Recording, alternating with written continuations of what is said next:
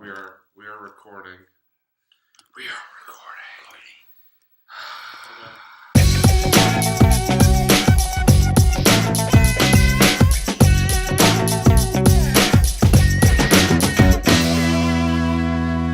Hey, what's up, everybody, and welcome to another edition of On a Couch Talking Sports. As always, I'm Robbie. This is Kyle. Kyle, how are you? Robbie, I'm doing awesome. How about you?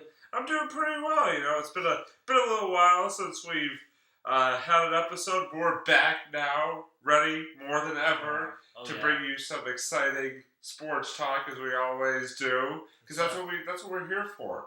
We cater to you, the viewers, or as The Rock would say, to the millions of fans. Right? No, or just the millions. It's the millions and millions and millions. Oh yeah, right. Oh. Sometimes you just. I need to catch up. I set you up for it, and you just stumbled on it. All right. Anyway, well, for tonight's episode, what we're gonna do is we've each compiled a list of 5 coaches, either high school, professional, college, who either we hate or the general population, the general public, hate. So this is sort of gonna be our 5 hated coaches episode. Yes. Again, very mixed bag. These are some coaches that we personally just didn't really like, and then some that... Yeah, it's a combination. You're right. Sort of a combo. Some that we didn't like, others that maybe we liked, but other people don't like. Popular opinion just wasn't kind to them, so... Exactly. So, I'll start, if that's okay. Go ahead. And my first one is actually somebody that I like, but is hated... and is liked by people around here, but is hated by pretty much the rest of the country. That would be Bill Belichick and the New England Patriots. Yeah. Starting off with a bang here, Starting off with a bang. No, Bill Belichick, obviously has been very successful.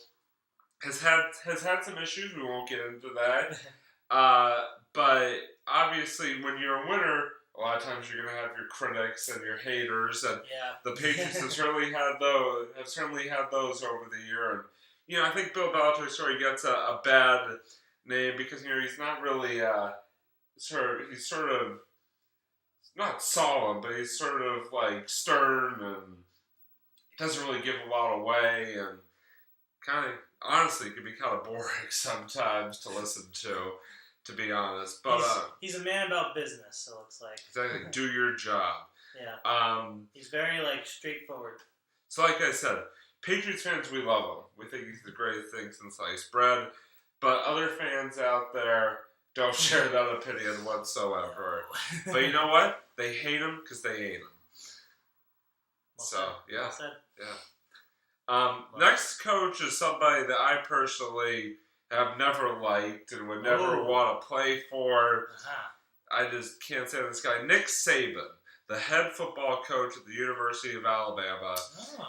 This guy, just takes mean to a whole nother level. He just, he's very strict. He's very successful, obviously, but he's very strict, very tough on his players. When he coached in the pros, made a player cry one time. Wow. No, seriously. Jeez. He's just a very, very tough son of a gun, and I've said this to many people. I would not want to play for him. Obviously he's had a lot of success, but he also has a lot of haters, myself included.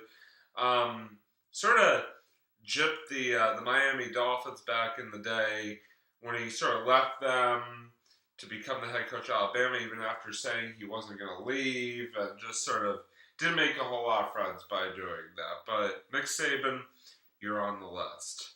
The next coach I have is actually, this is an interesting choice because not a lot of people will recognize this name, but this is sort of a throwback to MTV and the show Two-A-Days, which was back in our high school years, which was a show about a high school team in Alabama, Hoover, Alabama, who, just had this amazing run to the state championships. They did it under the leadership of a head coach named Rush Probst. And Rush Probst just is another guy that I liked watching him on TV, but that I never want to play for. Again, very mean, very cocky, just kind of an overall jerk is what a lot of people refer to. I can see why. Yelling at his players, threatening to not send their highlight tapes to colleges when they played bad. Just a real hardo, so to speak. Okay. He seemed like a pretty nice guy off the field, but just on the field, just was a guy that was pretty easy to hate. Oh, okay. Obviously, and again, kind of like with Bill Belichick, people love to hate winners, and he was a winner. He won 4 state championships in a row. He's done it. He's been successful. So obviously, yeah. Next one I'm gonna do is switch gears a little bit to basketball. Ooh, I'm gonna go with Pat Riley. Pat Riley was a former head coach of the New York Knicks and Miami Heat. Now is the president of the Miami Heat. Wow. And again, just kind of a cocky, brash, just kind of a jerk of a guy. Yeah. Always never afraid to hear his own voice and all that fun stuff. And obviously, again, another one of those coaches. This has sort of been a theme for my list. A coach where people love to hate him because he's had so much success, and there's no denying that he's had so much success. But just kind of was a jerk about and going about. It still is kind of to this day, even though since he's moved on from coaching. And then my last one, sort of a personal one for me, Jack Parker, the former head ice hockey coach at Boston University. People who know me know that I am a big BC supporter, BC hockey. BCBU, as I mentioned in many episodes, is a big rivalry. And really, up until Jack Parker retired a couple years ago, it was him and Jerry York who just sort of made the rivalry go. But Jack Parker, I just never really liked Parker.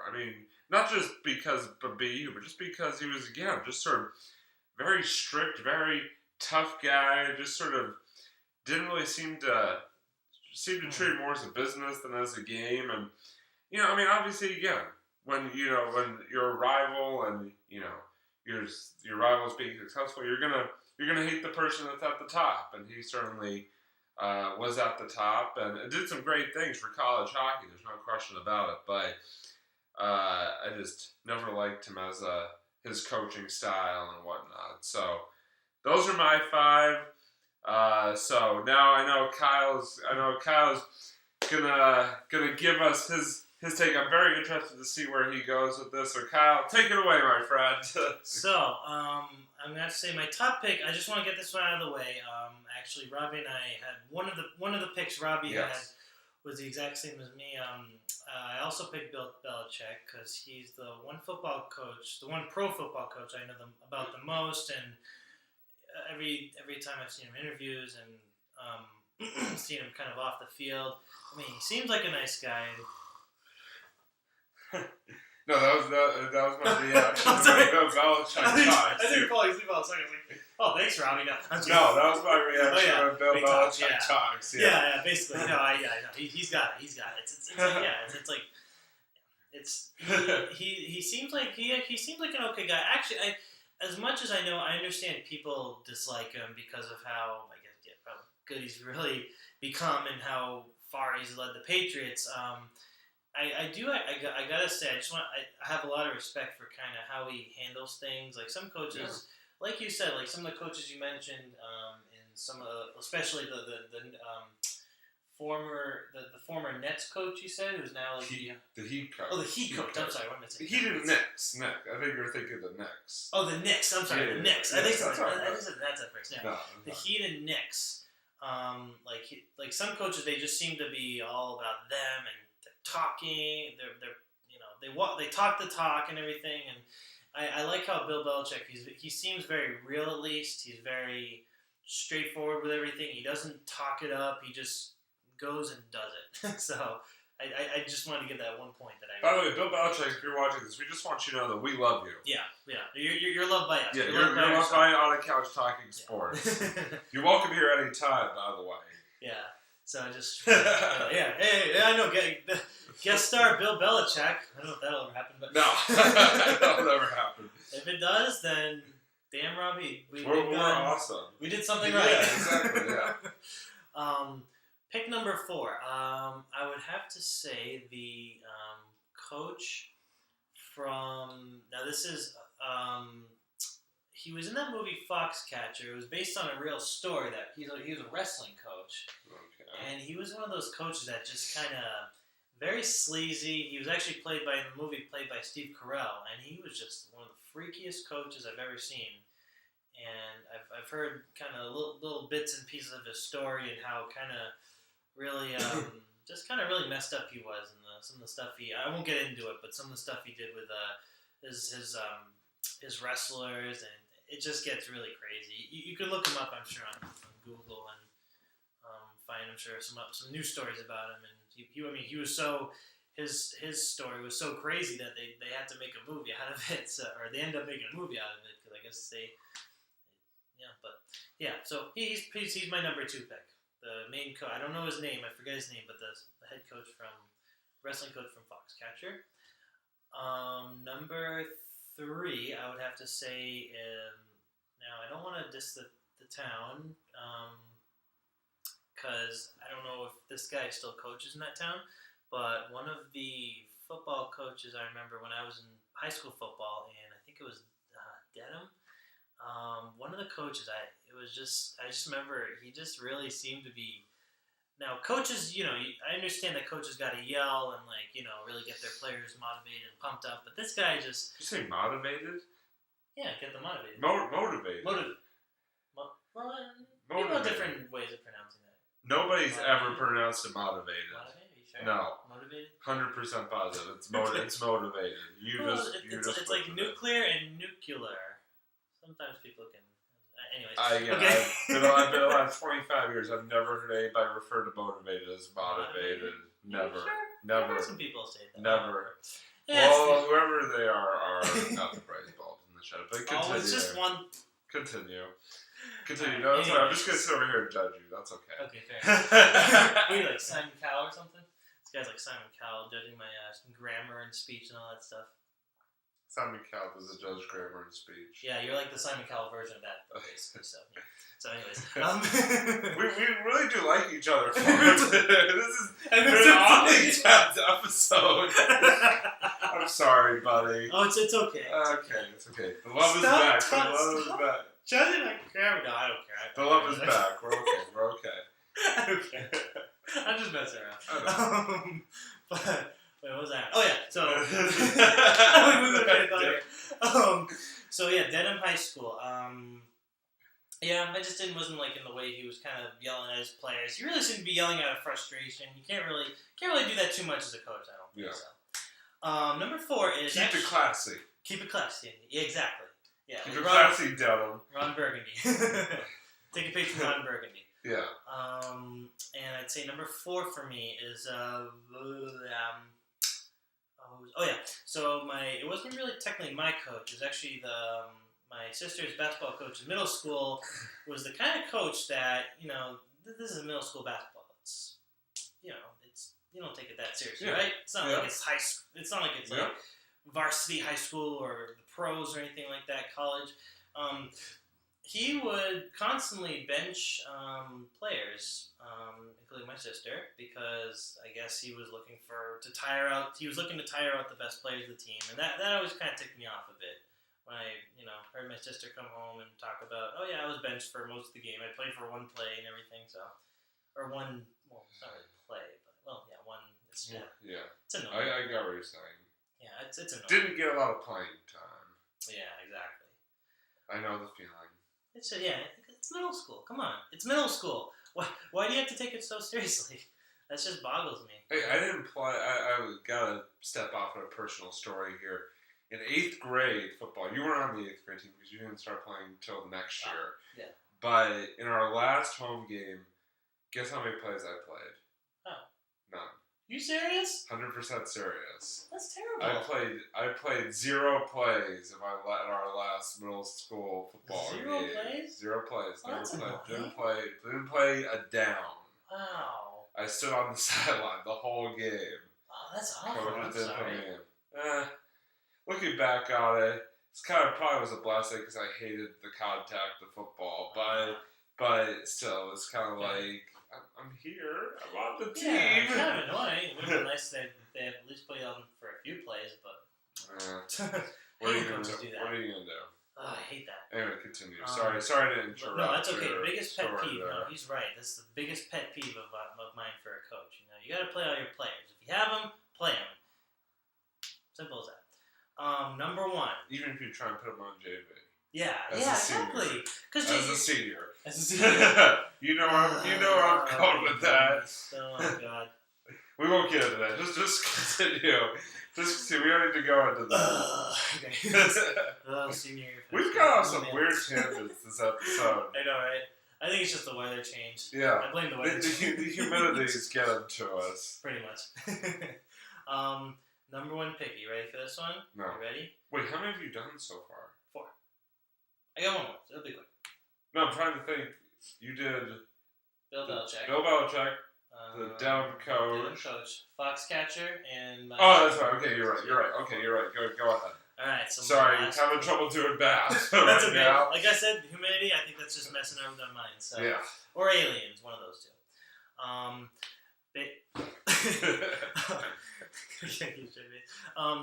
Basically, number 1 pick is, you ready for this one? No. He's technically not a coach, he's an instructor. Go ahead. Because karate also does count as a sport, right? Yeah. Karate, martial arts, okay.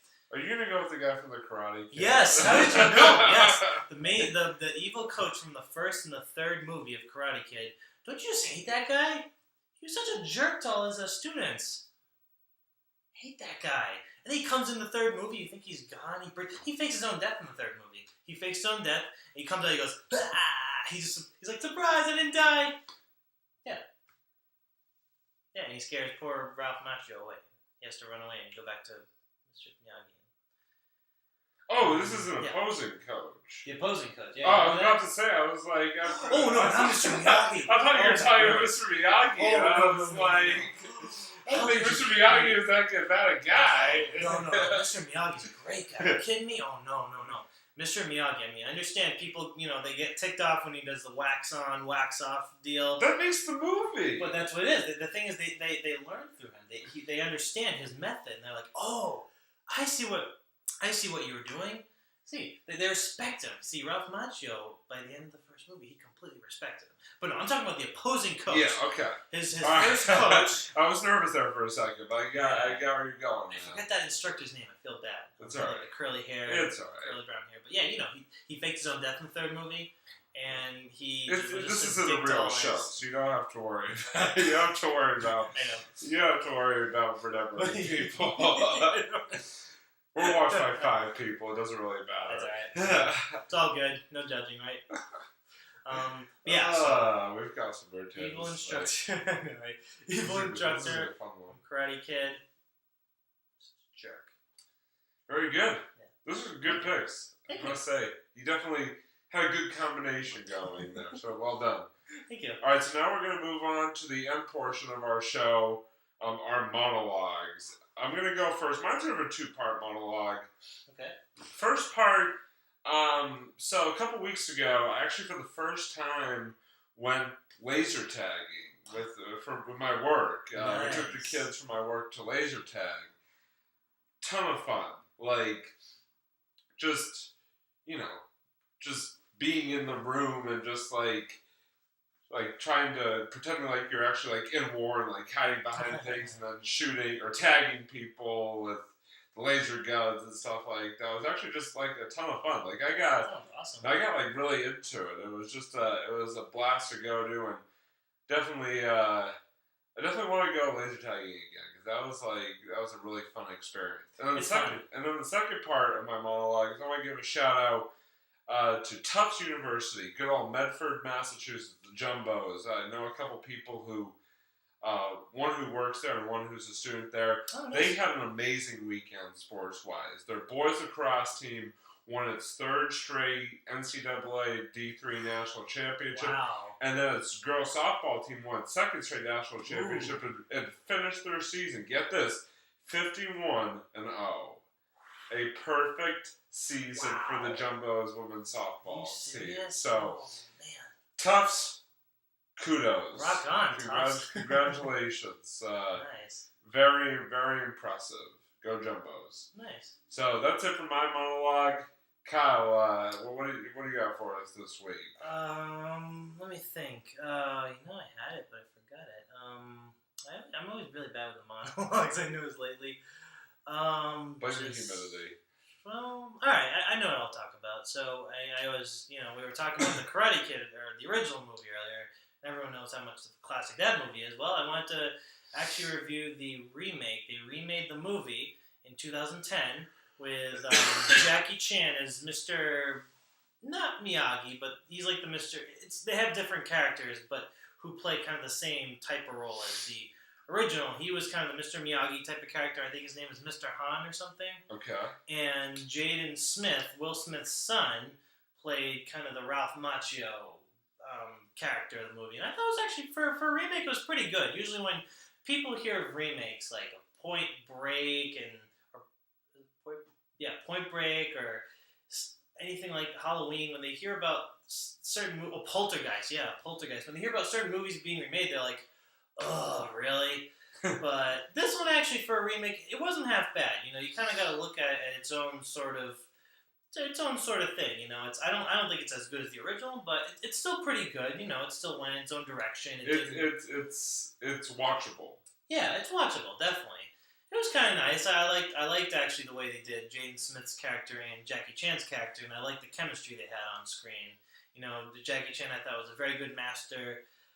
They had some nods to the original, like when he catches the fly with the chops, they kind of actually made fun of that scene. I'm not going to spoil it, but you'll see it. Like in the original, Mr. Miyagi catches the fly with a chopstick, but then Jackie Chan kind of has another way of doing it. It's actually pretty funny. That's cool. But yeah, so it's a good movie. Just a fun Saturday afternoon. You got nothing to do type of movie, so I'd recommend it. Good to know. Obviously, the Karate Kid franchise is, just one of those timeless classics. Yeah. So good to know that they're continuing to go strong with that. They are. The fifth movie in the series is, I think. The remake counts as number 5. Because the first 3 had Ralph Macchio, and the 4th one actually had Hilary Swank, who took over Ralph Macchio's sort of position. So it was kind of cool. Yeah. All right. Well, that's going to do it for this episode. This was a very interesting episode. We went off a lot of tangents. Yeah.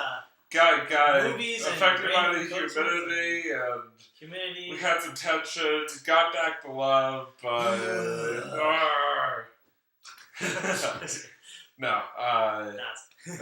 we're friends. So anyway, that's gonna do it for this edition of On the Couch Talking Sports. Until next time, he's Kyle. I'm Robbie. Most of the time. We'll see you next time.